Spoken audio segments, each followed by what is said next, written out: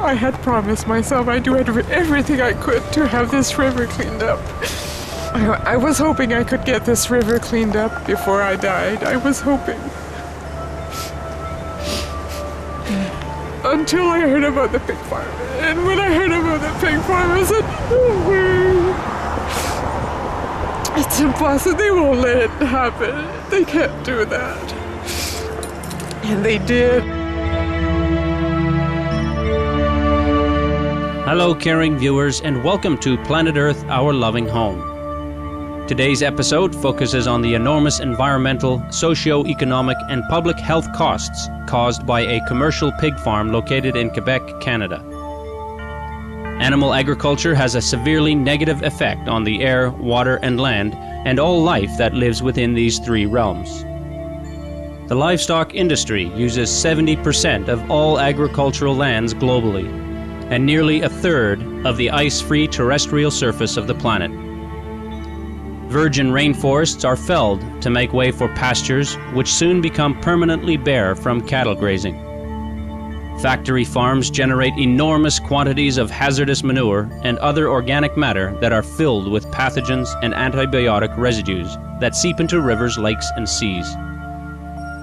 Livestock waste fouls the air with huge amounts of greenhouse gases. According to the paper Livestock and Climate Change, published in World Watch magazine and written by former and current environmental experts from the World Bank, Robert Goodland and Jeff Anhang, the livestock sector is responsible for more than 51% of all human-caused global greenhouse gas emissions. The industry also accounts for the release of 37% of all human-caused emissions of the highly dangerous greenhouse gas, methane. Miss Joanne Dion and her husband Tim Yateman live in the small town of Richelieu, which is located by the Richelieu River in Quebec. A factory farm housing 5,800 pigs was built in their area, and life has now become truly nightmarish for the couple, and the beauty of the land has eroded away. We now present excerpts from interviews with Miss Dion and Mr. Yateman about the many ways this pig operation is seriously affecting their lives and those of others in their community.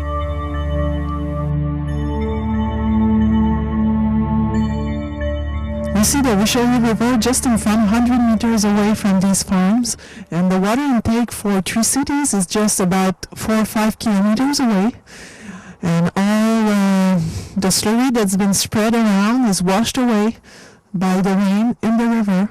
I moved around the province of Quebec a lot in my career with IBM of 34 years, which enabled me and swim in a lot of rivers. People are trying to harness the rivers and use them as sewage dumps for piggeries.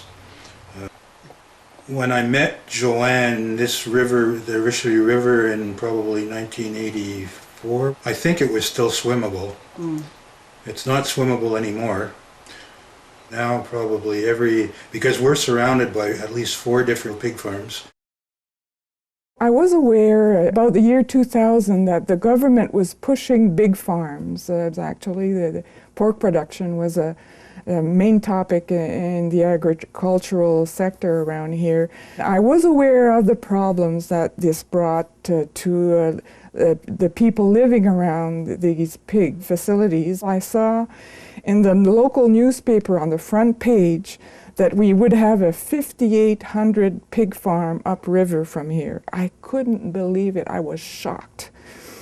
For the past 15 years, I'd been working to get the Richelieu River here cleaned up because it was getting more and more polluted, and I wanted to work on that. My ultimate goal was to be able to swim in the river again before I died. Pigs generate 3 times more waste than humans do. For those pigs raised in factory farms, their manure contains viruses, parasites, hormones, ammonia, heavy metals, and antibiotic-resistant bacteria. The slurry is being spread all over the place, and the fields are now drained. All the streams have been straightened out. Every time it rains, the river changes color completely.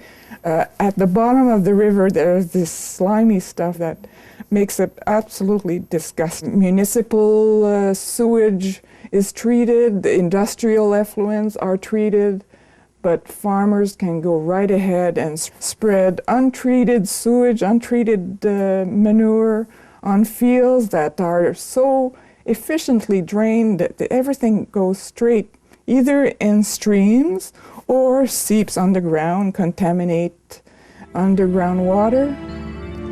All the arguments are there. In 1995, a 1-hectare manure lagoon in North Carolina, USA, burst, releasing 97.6 million liters of sewage into the New River. The event was the largest environmental spill in U.S. history, more than twice as large as the Exxon Valdez oil spill in 1989. Consequently, millions of fish perished along with all other beings living in the river.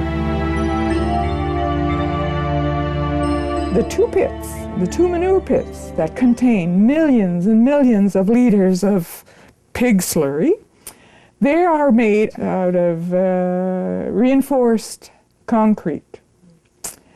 And they are built on clay. You know, in our climate, clay with frost and thaw moves up and down, and cement, even our basements crack, and concrete cracks eventually.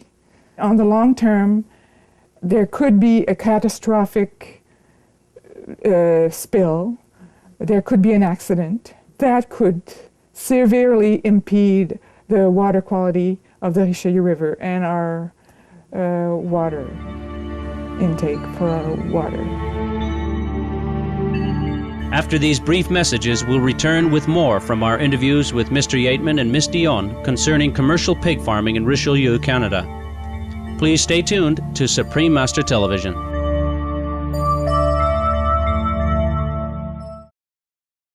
My life has completely changed in the past 30 years.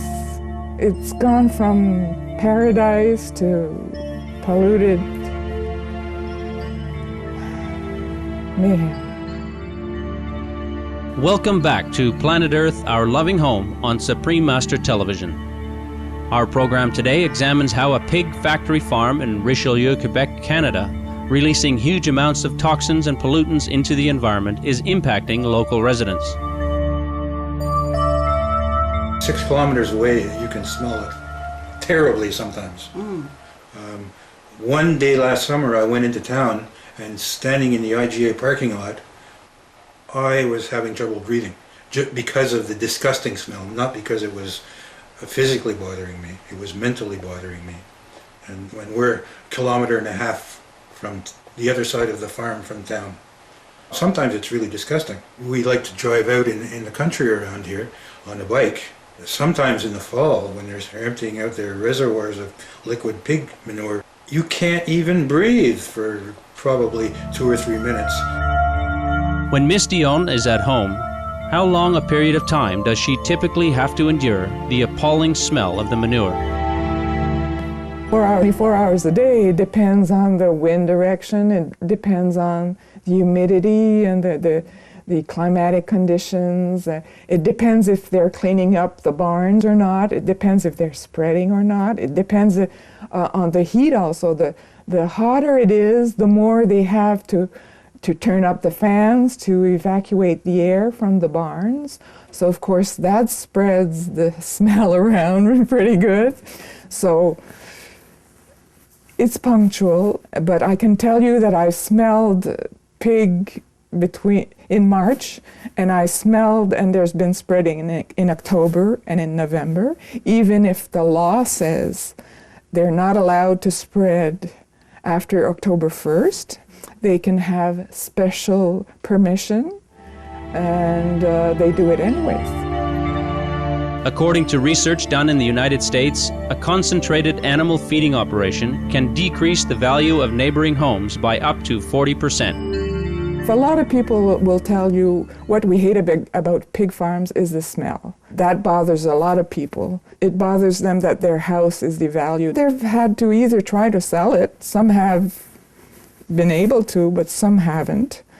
And some moved out. When they heard about this pig farm, they just moved out. Selling the house or not, they just left.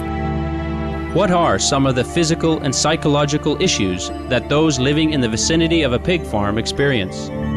About the people being sick around here, when there was spreading with guns spraying in the air, I noticed that within 48 hours I would have diarrhea. That I noticed. We personally know one person who lives very near to that pig farm. Some of their fields are in their backyard, and they have a stream running right by their property.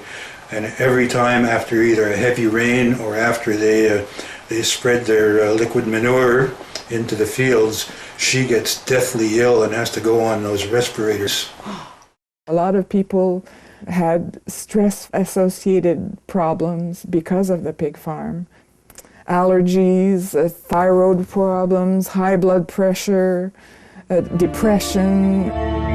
Pig manure emits over 168 kinds of gases, including ammonia and the hazardous greenhouse gases hydrogen sulfide and methane. University of Iowa, USA researchers have found that children who attend schools near factory farms may be at higher risk of having asthma. We have another friend who does not live in the area anymore. Her backyard was backing onto the fields that were being sprayed on that farm, and her baby was born asthmatic. We can't necessarily attribute that to the farm, but we can tell you that her second oldest is also asthmatic. She has 3 children, and 2 of the 3 children are asthmatic. And they're not old kids. The oldest is 7 and the youngest is now 3. Another neighbor who wished to remain anonymous described to us how his family has been affected by the unbearably suffocating stench emanating from the rotting pig carcasses and feces. Ben, on peut pas respirer, c'est de l'ammoniaque. On manque d'air. On a vu des journées où il fallait quitter. On quitte le matin, on vient le soir quand les vents ont changé de côté. An estimated 70% of antibiotics used in the U.S. are administered to cattle to speed growth and to ensure they survive the horrendously filthy, disease-laden conditions in which they are made to live. The widespread abuse of these drugs by the livestock industry has led to the rapid evolution of antibiotic-resistant bacteria, or superbugs. They are fed antibiotics, minimum doses in their feed, but they are still fed antibiotics to be able to gain weight faster. And we wonder why our antibiotics are not working anymore. Well, they're in our meat. Very questionable practices. Pig farms are breeding grounds for MRSA and superbugs that are antibiotic resistant. We're always afraid of catching antibiotic resistant bugs like MRSA and staph and strep. We thank Joanne Dion, Tim Yateman, and other residents of Richelieu, Quebec for speaking to us about their experiences of living near a factory farm, including sharing how the massive amounts of pollution generated from this operation is causing tremendous physical and emotional suffering. Please join us again next Wednesday on Planet Earth, Our Loving Home for part 2 of our program on pig farming's effects on the town of Richelieu. Treasured viewers, thank you for your noble company today on Planet Earth, Our Loving Home. Coming up next is enlightening entertainment after noteworthy news. May we all soon choose the safe and nutritious organic vegan diet so that the livestock industry ends forever. For more details, please visit www.suprememastertv.com/AW